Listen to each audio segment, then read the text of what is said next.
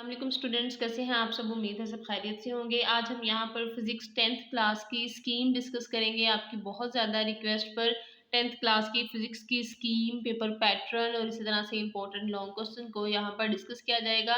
तो स्टूडेंट्स, आपने वीडियो को कंप्लीट वॉच करना है, बहुत अच्छे से इसको अंडरस्टैंड करना है और उसके बाद पेपर की प्रिपरेशन करनी है। तो स्टूडेंट्स, यहाँ पर हमारे पास जो फिजिक्स 10th क्लास है, इसमें चैप्टर स्टार्ट होते हैं हमारे पास चैप्टर 10 से। तो हम इसी तरह से इन चैप्टर्स को डिस्कस करेंगे। इनकी जो स्कीम है, एमसीक्यूज है, सब्जेक्टिव और ऑब्जेक्टिव दोनों पोर्शन को यहाँ पर डिटेल में डिस्कस करेंगे। तो आइए स्टार्ट करते हैं। सबसे पहले हमारे पास ऑब्जेक्टिव पोर्शन है जिसमें मल्टीपल चॉइस क्वेश्चंस हैं। मल्टीपल चॉइस क्वेश्चंस हमारे पास 12 मार्क्स के होंगे। 12 मार्क्स में किस तरह से डिवीजन होगी कि चैप्टर नंबर 10 में से 1 एमसीक्यू है, चैप्टर 12 में से हमारे पास 2 एमसीक्यूज हैं, चैप्टर 11 में से 1 एमसीक्यूज है, 13 में से 1 एमसीक्यू है, 14 में से 2 एमसीक्यूज हैं, 15 में से 1 एमसीक्यू है, 16 में से 2 एमसीक्यूज हैं, और इस तरह से 17 में से 1 और 18 में से भी 1 एमसीक्यू है। तो स्टूडेंट्स, ये हमारे पास बेसिकली पोर्शन है जिस तरह से ये हमें शो करता है कि हमारे पास किस किस चैप्टर में से कितने एमसीक्यूज आएंगे। चैप्टर 12, 14 और 16, इन चैप्टर्स को देखें तो इनमें से कंपैरेटिवली बाकी चैप्टर्स के ज़्यादा एमसीक्यूज आएंगे। तो आपने इस पर बहुत अच्छे से फोकस करना है और आपने इन चैप्टर्स की ज़्यादा अच्छी प्रिपरेशन करनी तो वैसे सबकी है, लेकिन इन पर ज़्यादा फोकस करिएगा क्योंकि इनके दो दो एमसीक्यूज आएंगे और ये दोनों जो एमसीक्यूज हैं ये आपके बिल्कुल ठीक होने चाहिए। स्टूडेंट्स, सब ऑब्जेक्टिव पोर्शन में जब आप अपनी जो पेपर है उस पे पेपर कोड लिखा होता है, उसे आपने बबल शीट पर फिल करना होता है, लिखना होता है, और आपने बबल शीट पर साथ साथ अपना रोल नंबर वर्ड्स में भी लिखना है और उसके बाद उन्हें डिजिट में भी लिखना है। डिजिट में लिखने के बाद आपने उसके बबल्स भी फिल करने हैं।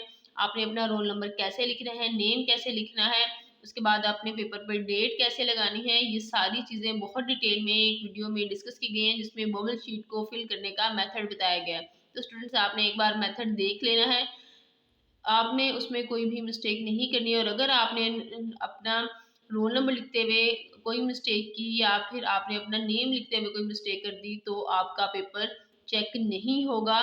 तो इस मसले से बचने के लिए आपने ज़रूर उस वीडियो को देख लेना है ताकि आपके बबल जो शीट है उसमें कोई भी मिस्टेक ना हो।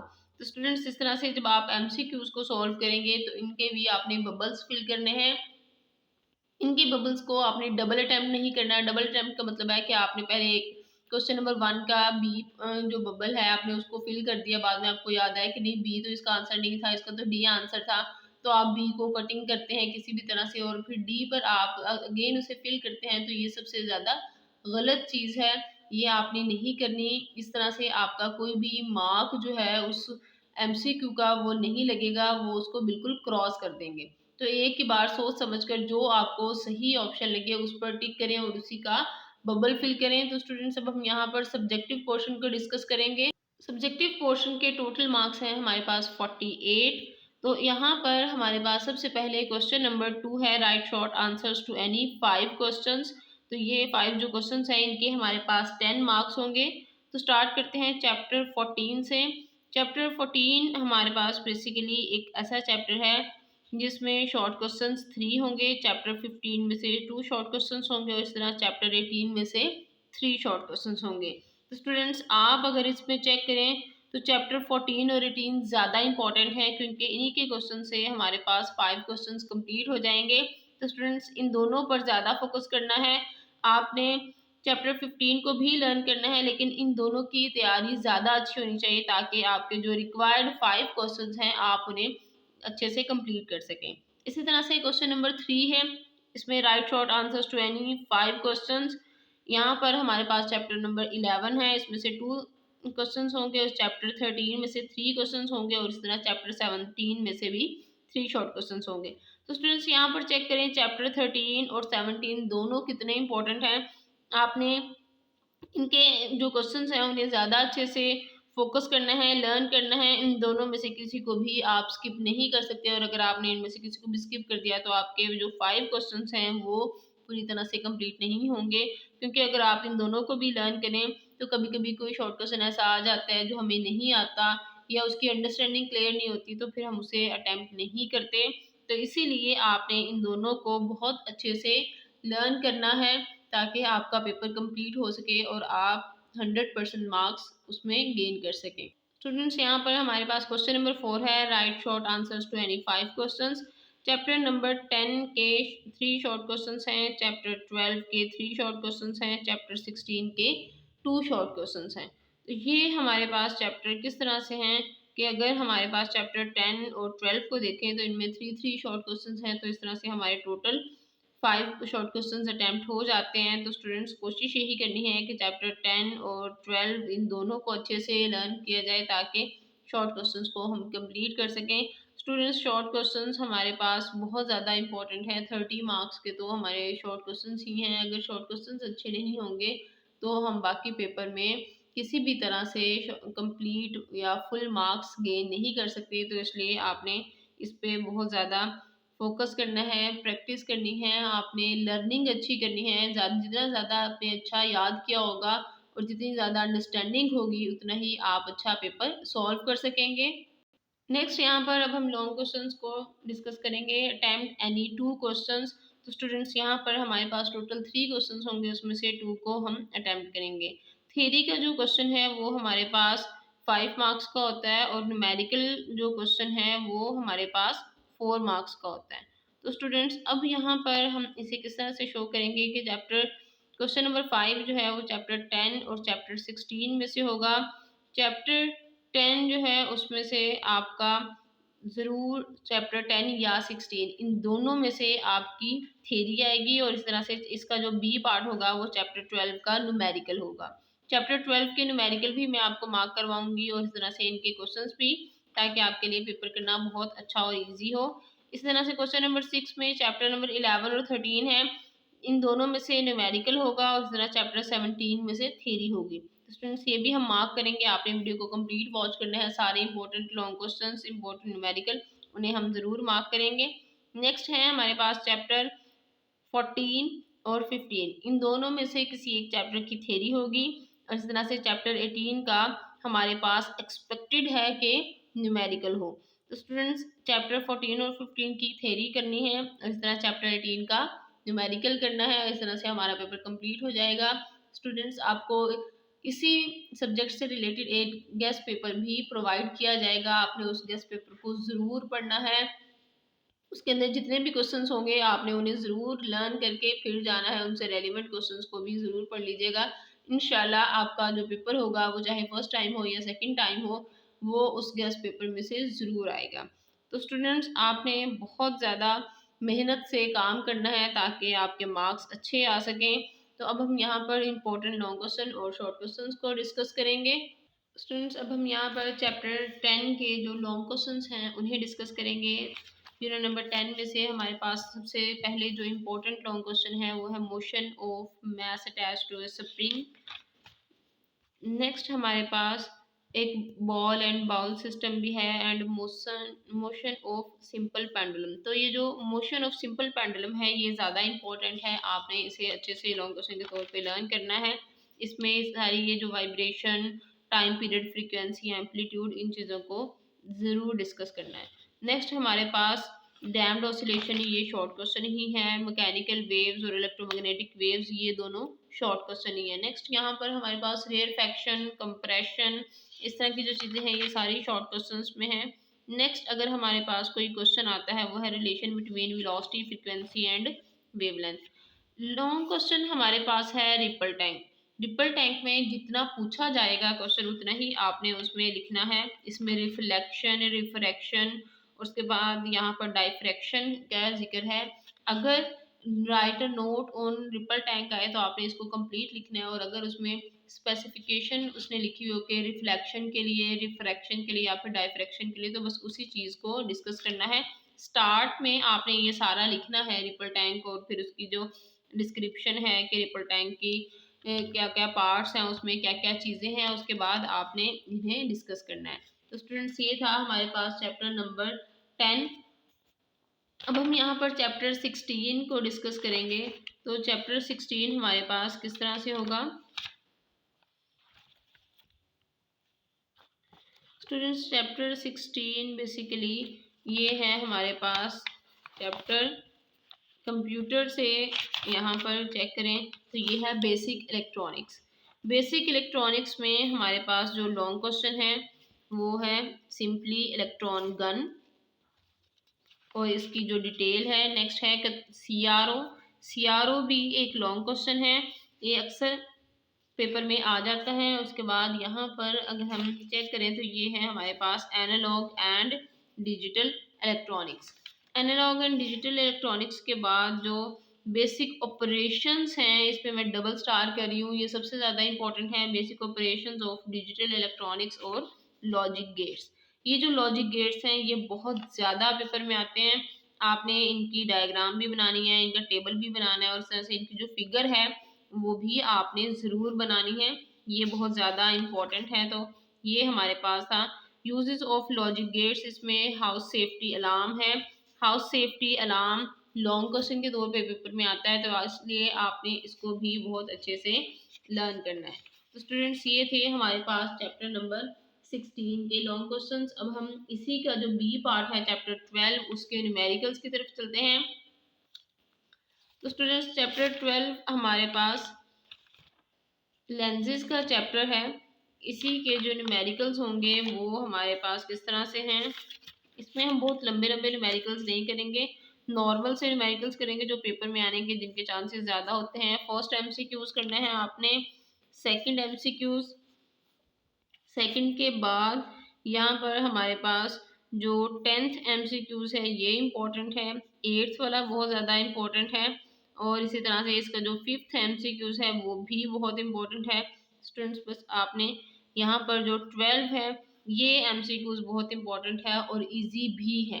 आपने ये जो एमसीक्यूज मार्क करवाए हैं इन्हीं को आपने ज़रूर करना है सॉल्व, इंशाल्लाह इनमें से आपका पेपर आ जाएगा। तो ये था हमारे पास क्वेश्चन नंबर 5।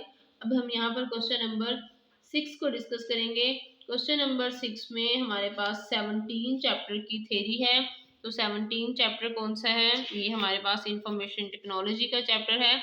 इसमें जो लॉन्ग क्वेश्चन है वो हमारे पास फर्स्ट लॉन्ग क्वेश्चन क्या है, इंफॉर्मेशन एंड कम्युनिकेशन टेक्नोलॉजी की डेफिनेशन, और उसके बाद यहाँ पर जो CBIS है इस पर आपने नोट लिखना है। तो ये सारा का सारा आप यहाँ पर इसे एक्सप्लेन करेंगे, और इसी तरह से फ्लो ऑफ इंफॉर्मेशन ये आपने इसकी डायग्राम के थ्रू इसको बनाना है।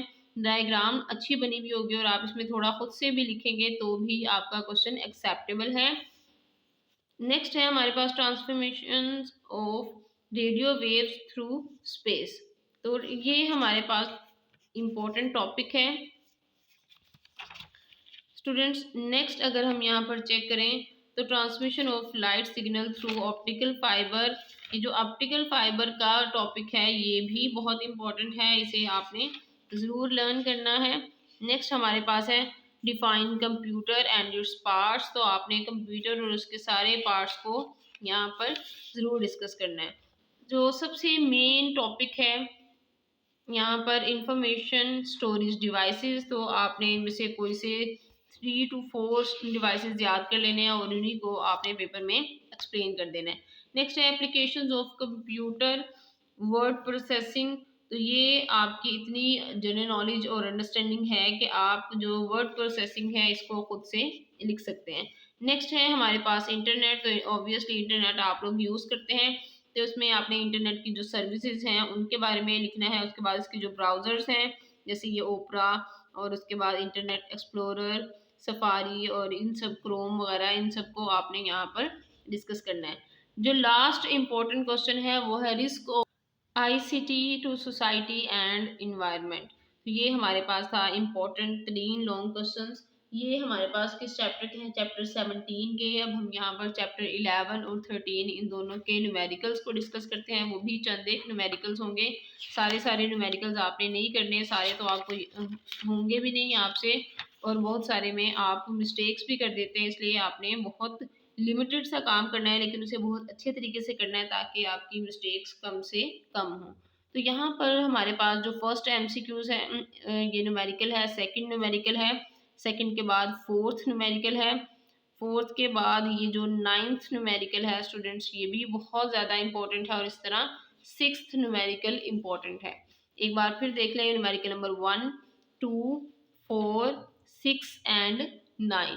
तो ये हमारे पास इम्पोर्टेंट न्यूमेरिकल्स हैं, ये चैप्टर नंबर 11 के हैं। अब अगर चैप्टर 13 को हम यहाँ पर चेक करें तो चैप्टर 13 हमारे पास किस तरह से होगा।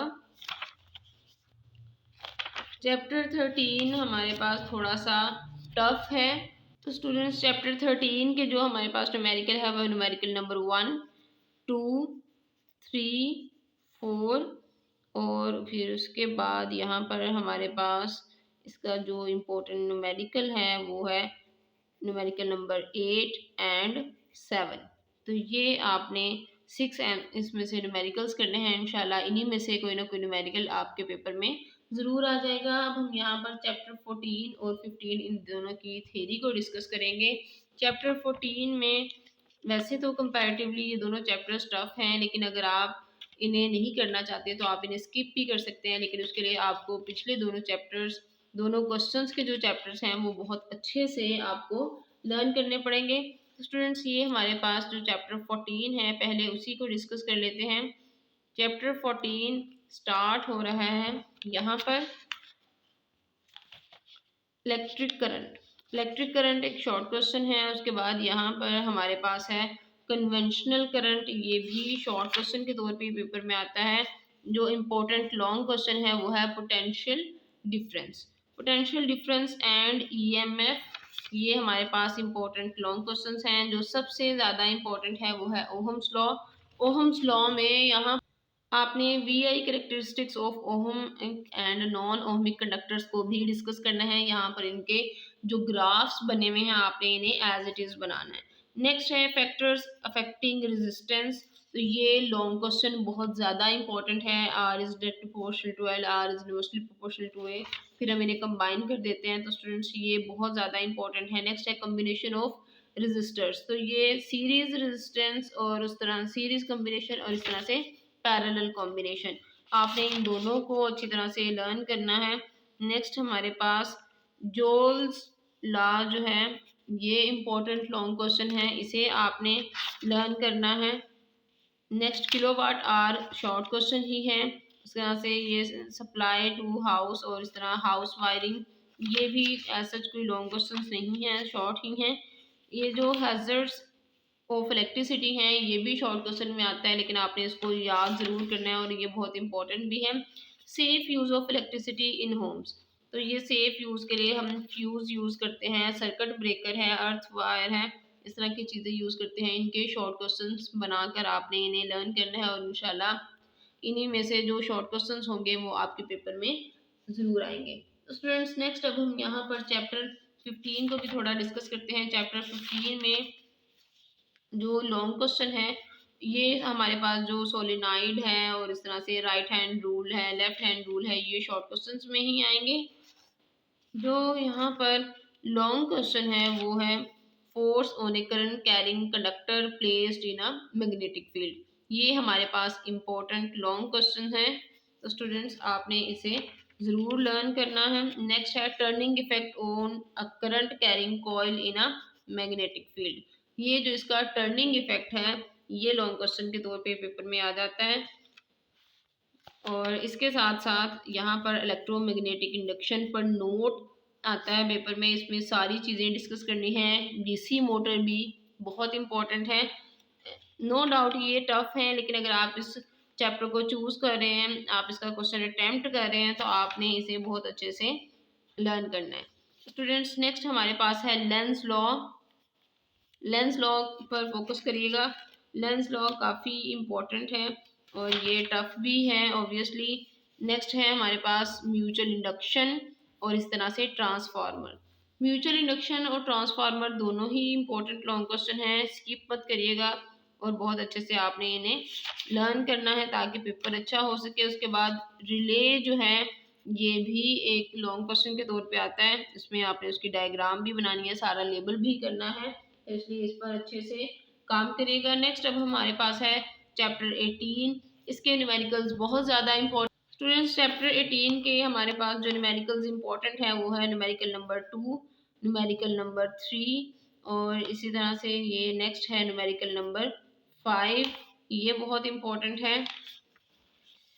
नेक्स्ट हमारे पास जो न्यूमेरिकल इम्पोर्टेंट है वो है न्यूमेरिकल नंबर 9। और न्यूमेरिकल नंबर 9 का जो बहुत ज़्यादा चांसेस होते हैं पेपर में आने के, तो इसलिए आपने इस पर बहुत ज़्यादा फोकस करना है, इसे छोड़ना नहीं है, इसे ज़रूर आपने करना है स्टूडेंट्स।